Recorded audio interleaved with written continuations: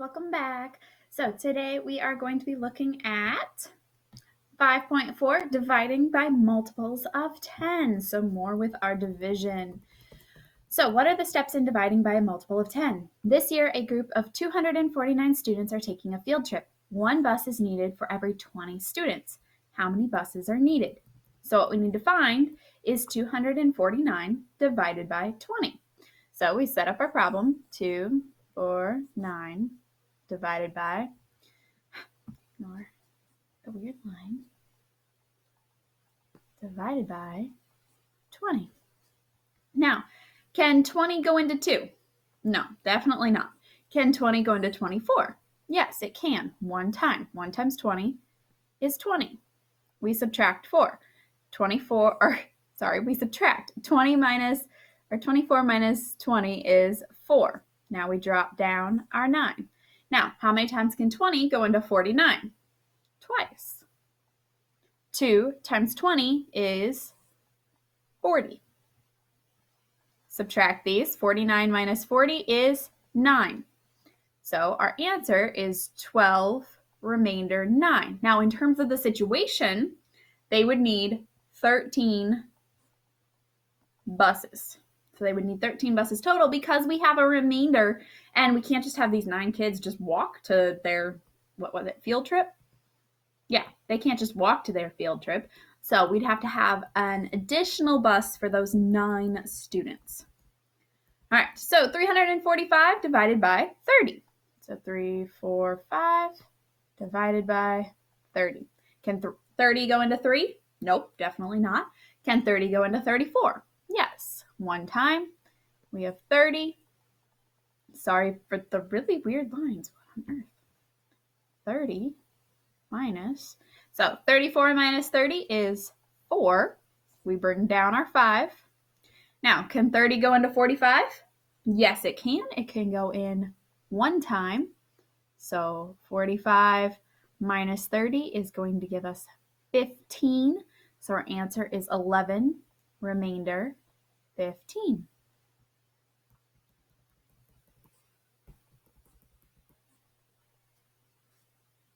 All these multiples of 10. So we've got, 30, 20, 80. These have all, or we didn't have an 80, 40. These are all multiples of 10. So they all end in that 0. So multiples is your key word for this lesson, multiples. So now we're going to take 282 and divide it by 20. Can 20 go into 2? No, it can't. Can 20 go into 28? Yes, it can. One time. We subtract. 28 minus 20 is 8. We drop down our 2. Can 20 go into 82? Yes, it can. 4 times. 20 times 4 is 80. 82 minus 80 is 2. So our answer is 14, remainder 2. All right, our next one, we have 467, and we're dividing by 50. Can 50 go into 4? Nope. Can 50 go into 46? Also no.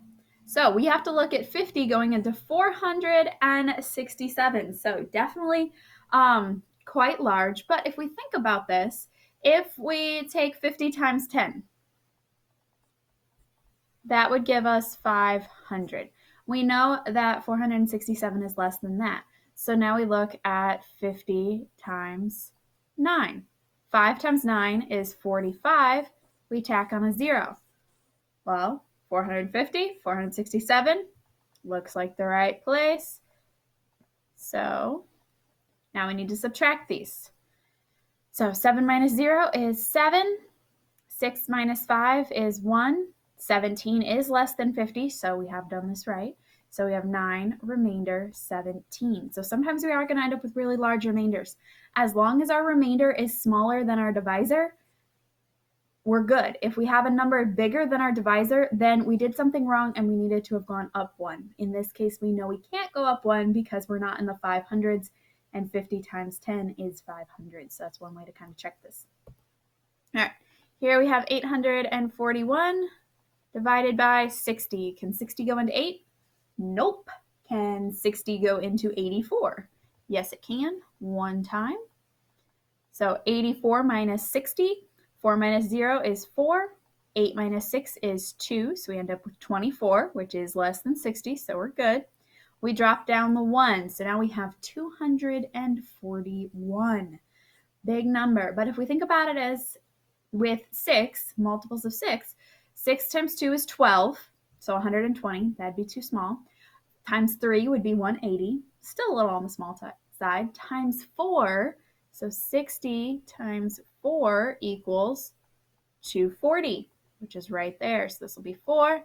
So 240.